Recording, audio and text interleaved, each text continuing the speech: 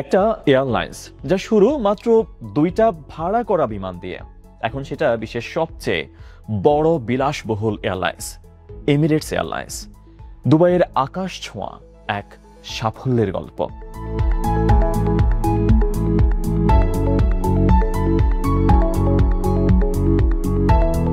Emirates এখন এক কথায় একটি এভিয়েশন দানব। প্রতি সপ্তাহে চালায় 4000 ফ্লাইট, যাত্রী বহন করে 150টা দেশের গন্তব্যে। বছরে প্রায় 50 মিলিয়ন যাত্রী এমিরেটসে ভ্রমণ করেন, আর কোম্পানির আয় এখন $32 বিলিয়ন বেশি। শুধু তাই নয়, মধ্যপ্রাচ্যের এয়ারলাইন্সগুলো এখন বিশ্বের সবচেয়ে লাভজনক ব্যবসাগুলোর মধ্যে। প্রতি যাত্রী থেকে তারা বাকি বিশ্বের চেয়ে 3 গুণ বেশি মুনাফা করছে। কিন্তু এই সাফল্য এসেছে একেবারেই শূন্য থেকে। 60-এর দশকের শেষ দিকে দুবাই তখন একটি ছোট্ট মাছ ধরা শহর। তেল ছিল, কিন্তু আবুধাবির মতো বেশি নয়। তখনই দুবাইয়ের শাসক শেখ মোহাম্মদ বিন রাশিদ আল মাকতুম বুঝলেন, তেলে চিরকাল টিকে থাকা যাবে না, কিছু নতুন ভাবতে হবে।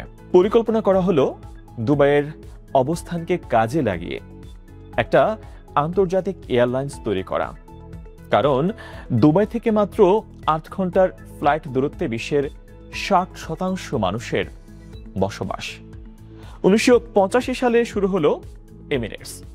2টি ভাড়া করা বিমান আর মাত্র $10 মিলিয়ন বিনিয়োগ।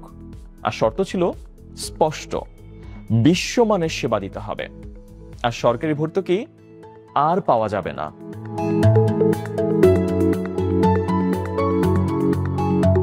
সেই চ্যালেঞ্জই আজ এমিরেটসকে আলাদা করেছে। তারা প্রথম দিন থেকেই শুধু লং হল বা দূরপাল্লার ফ্লাইটে ফোকাস করেছিল। যখন অন্য এয়ারলাইন খরচ বাঁচাতে কাটছাট করছিল, এমিরেটস তখন বিলাসিতা বাড়াচ্ছিল। প্রাইভেট সুইট, আকাশের শাওয়ার, দারুণ সব বিনোদন ব্যবস্থা। যাত্রীদের জন্য যেন আকাশেই 5 তারকা হোটেল। তারপর এলো বড় বাজি, এয়ারবাস A380, বিশ্বের সবচেয়ে বড় যাত্রীবাহী বিমান। 2008 সালে এমিরেটস এই বিমান কিনে বানিয়ে ফেললো পুরো একটি টার্মিনাল। শুধু এর জন্য টার্মিনাল 3, বিশ্বের সবচেয়ে বড় বিমানবন্দর টার্মিনাল।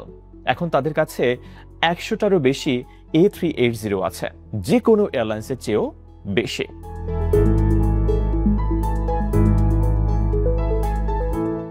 এখন প্রশ্ন হতে পারে, এত বিলাসিতা আর বড় বড় বিমান নিয়ে এমিরেটস কিভাবে লাভ করে?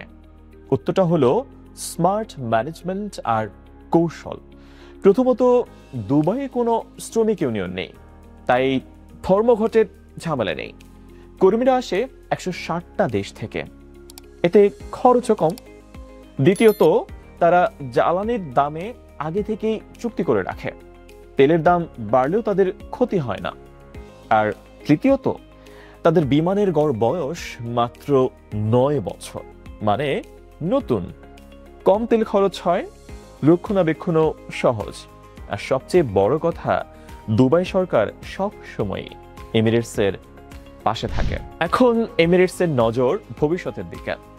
দুবাই তৈরি হচ্ছে আল মাকতুম ইন্টারন্যাশনাল এয়ারপোর্ট, যা একদিন হবে বিশ্বের সবচেয়ে বড় বিমানবন্দর। প্রতি বছর 260 মিলিয়ন যাত্রী সামলাতে পারবে। তাছাড়া এমিরেটস এখন যুক্ত করছে নতুন প্রজন্মের বোয়িং 777X আর এয়ারবাস A350 বিমান, যেগুলো আরো দ্রুত, সাশ্রয়ী আর আরামদায়ক।